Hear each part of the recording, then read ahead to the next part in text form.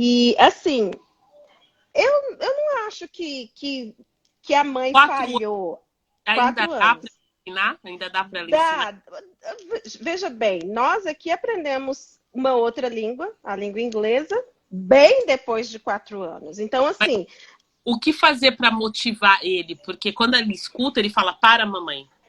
então, ele não pode mandar na mãe dele, né? É ela que vai estabelecer. A língua que sai da boca dela, né? Ela produz a língua que ela quer, que ela escolher. Então, se ela fala inglês e fala português também, e ela decidiu que vai comunicar, vai se comunicar com o filho em português, é uma prerrogativa dela. A criança não tem, né?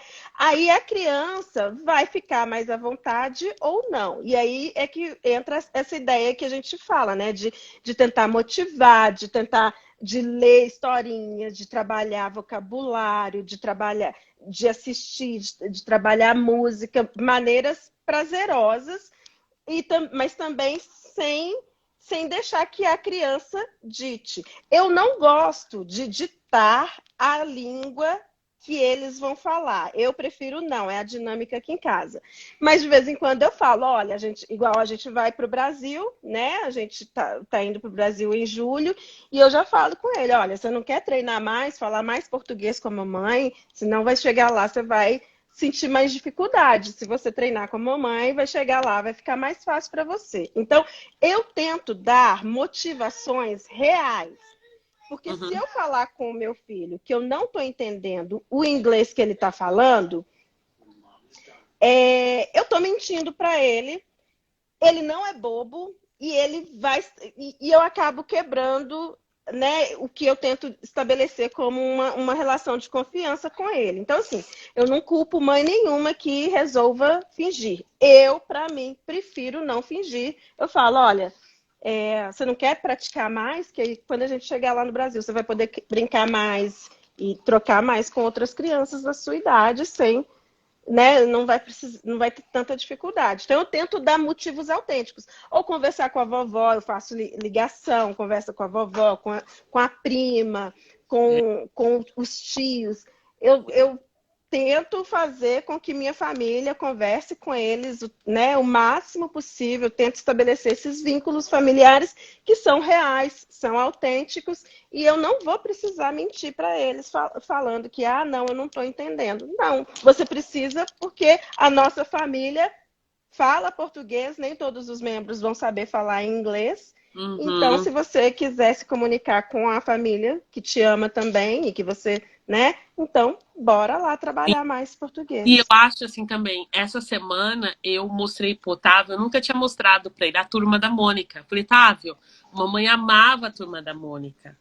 Olha esse desenho. Aí ele começou a ver, ele tá gostando. Ele fala Ceboinha, a Que Mônica. fofo! E veja bem, você foi super autêntica, porque é uma coisa que você gosta. E aí, esse gostar, né, essa sensação de gostar, de estar curtindo legitimamente, isso também é um ótimo chamariz ali, né? Olha, mamãe está se divertindo, mamãe gosta disso, vem gostar comigo. É um pouquinho por aí. Então, aí eu falei assim, vou pegar um desenho. Eu falei, gente, Turma da Mônica, mas na minha época não era no desenho, era no gibi mesmo. Mas ele tá gostando. Eu falei, olha, uma boa. Aí eu comecei, tem outros desenhos também, mas esse o Turma da Mônica é nosso, né? É do Brasil mesmo.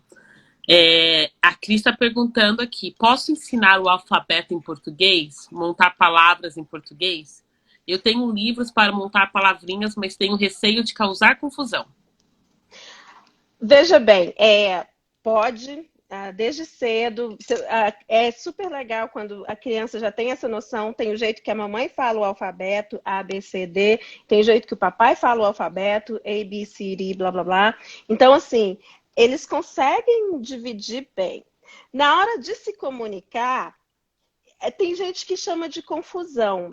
Outras pessoas já enxergam de uma maneira mais positiva. É um recurso a mais. Então, se você não lembra da palavra, muitas vezes eles usam a palavra em português porque não está lembrando da palavra em inglês, ou vice-versa. Então, assim, é porque eles têm essa opção também. Mas pode ter um pouco de confusão também. É natural e com o tempo, estudos mostram que com o tempo isso se resolve. E depois, não é que a criança está confundindo, ela está usando mais um recurso que ela tem por ter mais uma língua, entendeu? Então, assim, pode usar, pode trabalhar palavrinhas. Eu acabei esperando, por exemplo, porque por questão de ser mais fácil, não porque não poderia ter ensinado antes. Mas, por exemplo, com 6 anos, 6, 7 anos, a criança está sendo alfabetizada na escola aqui nos Estados Unidos. Então, essa questão de alfabetizar, de mostrar que letra com letra forma uma sílaba, que forma uma palavra, que entra numa frase, que você pode ler, decodificar e entender o sentido. Esse trabalho, eu deixei que ele aprendesse a questão de ler, de entender como funciona a leitura, naturalmente na escolinha. E a partir disso, como ele já tem essa tecnologia da leitura, já sabe como funciona, aí eu apresento, né, eu exponho ele a mais leitura em português. Não é um passe de mágica, tem que insistir, tem que mostrar, principalmente onde tem as diferenças, porque a língua inglesa não tem um C cedilha, né? Não tem cedilha, não tem o tio, não tem acento. Então eu vou ter que mostrar que aqui é, aqui é e, eu, e, você, ela, é, bacana, alguma coisa assim. Então eu estou sempre chamando a atenção para esses pontos de diferença, né? E lendo junto, mas muita criança apresenta um bom resultado depois que já aprendeu a ler na primeira língua local onde ela mora e depois é introduzido com consistência a língua portuguesa. Quanto antes, né? Então, assim, porque aí acaba tendo o reconhecimento. Então, por exemplo, todo dia você conversa em português com seu filho, com sua filha, e então a criança já sabe o que é copo. E aí, quando a criança está lendo, aí já vê que tem ali um copo desenhado, aí ela vai começar a ler assim, ela vai ver lá copo. Ah, copo. Então ela tem um recurso, porque ela já conhece a palavra. Agora, se a criança ainda não sabe nada em português, né? Se ela está começando, e aí você já quer ensinar a criança a ler em português, se ela ainda não fala, veja bem, pensa na sua história.